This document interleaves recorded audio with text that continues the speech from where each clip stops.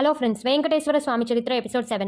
లక్ష్మీదేవి కోరిక మేరకు శివుడు మరియు బ్రహ్మ ఎలాగైనా విష్ణువు ఆకలి తీర్చాలి అని శివుడు ఒక ఆవులాగా, బ్రహ్మ ఒక దూడలాగా మారిపోతారు.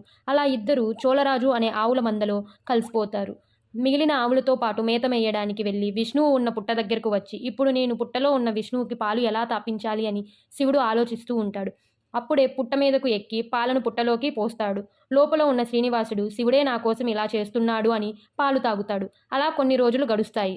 ఒకరోజు ఆవుల కాపరి ఎప్పుడు ఈ ఆవుకి పాలు తీస్తున్నా పాలు అసలు రావడం లేదు, దూడ కూడా తాగట్లేదు కదా, ఎందుకు రావట్లేదు అని ఒకరోజు అడవిలో ఈ ఆవు అసలు ఏం చేస్తుంది అని గమనిస్తూ వెళ్తాడు. అప్పుడు ఈ ఆవు చేసే దృశ్యం చూసి కోపంతో తన దగ్గర ఉన్న గొడ్డలి ఆవు మీదకు విసురుతాడు.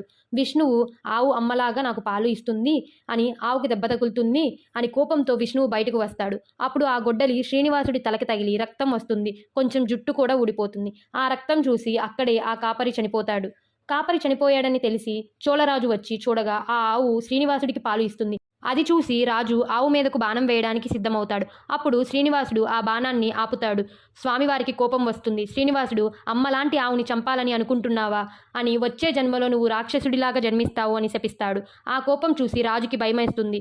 విష్ణువు అని తెలుసుకొని స్వామి క్షమించండి అని వేడుకుంటాడు. చేసిన తప్పుకి పశ్చాత్తాపం పడుతున్నాడు అని తెలుసుకొని శాంతించి, వచ్చే జన్మలో నువ్వు ఆకాశరాజులాగా జన్మిస్తావు, నీకు పద్మావతి అనే కూతురు పుడుతుంది, ఆమెను నేను వివాహం ఆడుతాను అని వరము ఇస్తాడు. లక్ష్మీదేవి కోసం భూమి మీదకు వచ్చి ఎవరో పద్మావతిని వివాహం చేసుకోవడం ఏంటి అని తెలుసుకోవాలి అంటే stay tune guys for the next episode. Okay, bye friends.